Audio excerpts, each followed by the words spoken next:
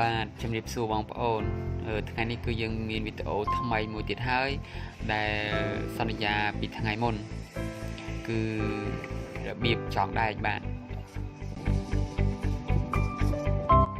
គឺបង្ហាញអំពីរបៀបចងដែក4ជាន់បាទឥឡូវលើកដាក់ជាដំបូងគេនេះ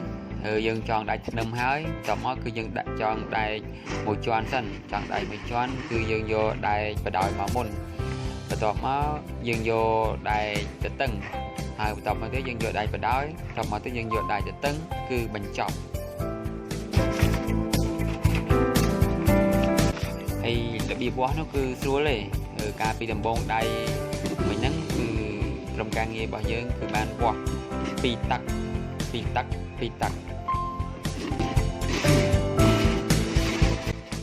សម្រាប់ដែកជាន់ទី1និងដែកជាន់ទី2គឺយើងដាក់តាមគំនូសហើយជាន់ទី3ជាន់ទី4គឺងាយស្រួលតែម្ដងគឺយើងចែកបន្លាស់ឲ្យស្មើគ្នាគឺជាការស្រេច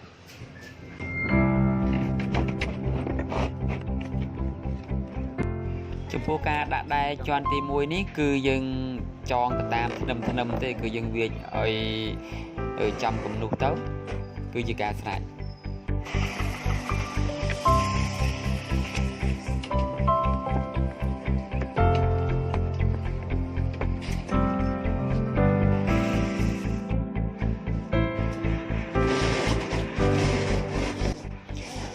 แล้วយើងដាក់ជាន់ទី2ជាន់ទី2គឺ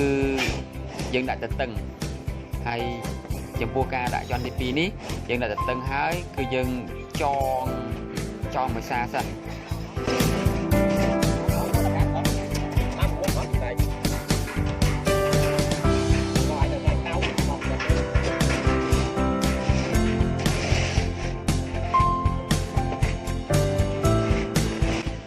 ដើម្បីចងដៃកុំឲ្យខុសគឺយើងមិនអាចរៀបទាំងអស់គ្នាបានទេគឺយើងមានម្នាក់ដែលជាអ្នកចេះជាមេក្រុមគឺយើងត្រូវរៀបចេញជាកាឡា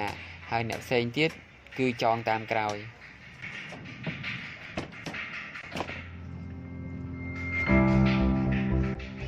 ព្រោះអីយើងមានបងប្អូនខ្លះទៅចូលធ្វើការមិនសូវដឹងពីរបៀបចងដែកហើយបើមានអ្នករៀបចំកាឡាមុនអញ្ចឹងគឺចងមកគឺយើងមិនចេះខុសទេបាទ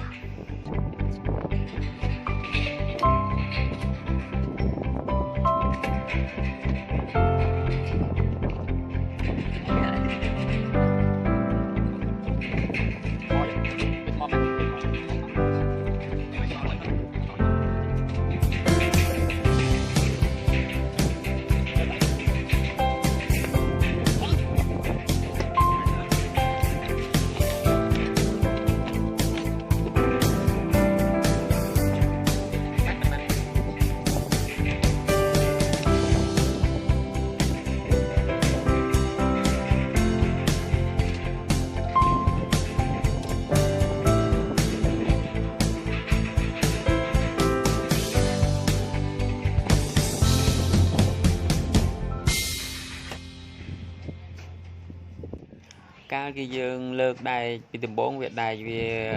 កេងកោងបន្ទាប់ពីចងហើយគឺចេញជាកាឡា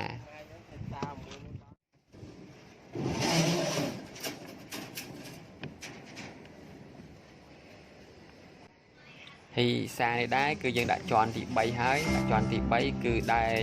បដោយគឺយើងដាក់ពីលើតែម្ដង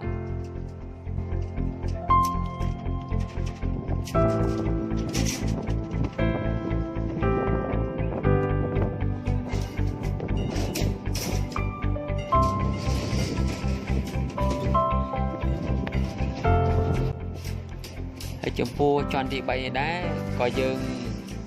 រៀបហើយក៏យើងចងមួយសាឲ្យហើយដែរ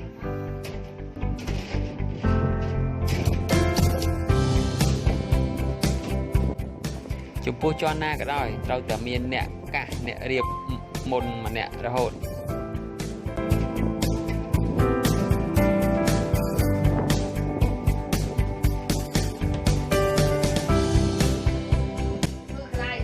ក្រុមការងារពួកយើងធ្វើយ៉ាងនេះគឺបញ្ជានៅការខុសកុំឲ្យវាកាឡាធំតូចវាធំតូចដែរប៉ុន្តែវាសមមើល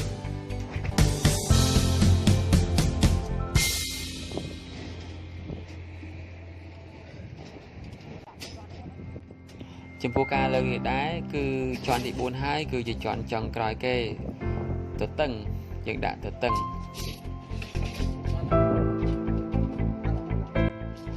បាទសូមរំលឹកបាទគឺចំពោះការចងដែក4ជាន់នេះដែរគឺទី1គឺយើងដាក់បណ្ដោយយើងចងបណ្ដោយវាមក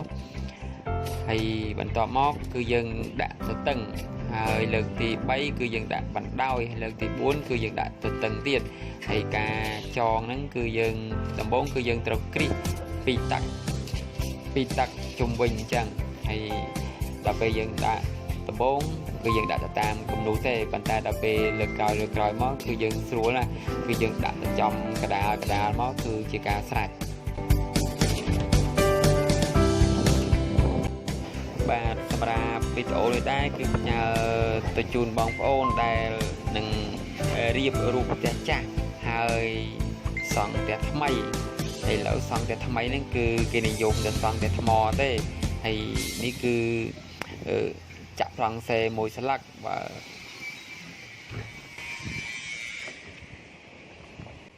ហើយអញ្ចឹងគ្រាន់តែបងប្អូនតាមដាន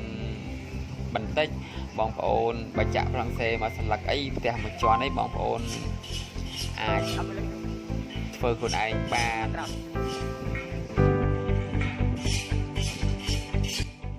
ហើយបើមើលហើយមិនសូវយល់ឬមួយក៏មានភាពសពេចសពិលអីហ្នឹងបងប្អូនអាចខមមិនមកសួរបានក្រុមការងាររបស់យើងខ្ញុំនេះឆ្លើយជូនយ៉ាងរីករាយបាទហើយទេមកសួរក៏បានហើយលេខទូរស័ព្ទរបស់ក្រុមខ្ញុំបាននោះគឺ081 22 11 និង36បាទ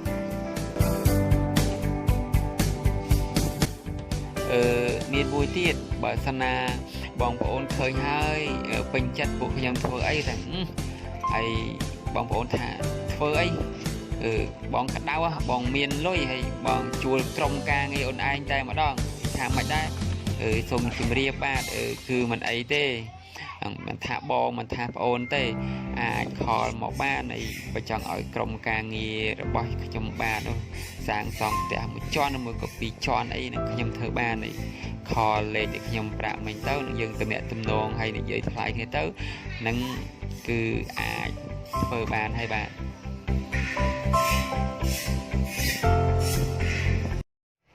តោះចឹងយើងតាមដានបញ្ចប់តែហ្មង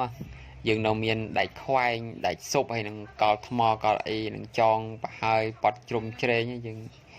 តោះយើងពួកអីវាអត់តន់អស់ហើយឥឡូវយើងមើលតទៅទៀត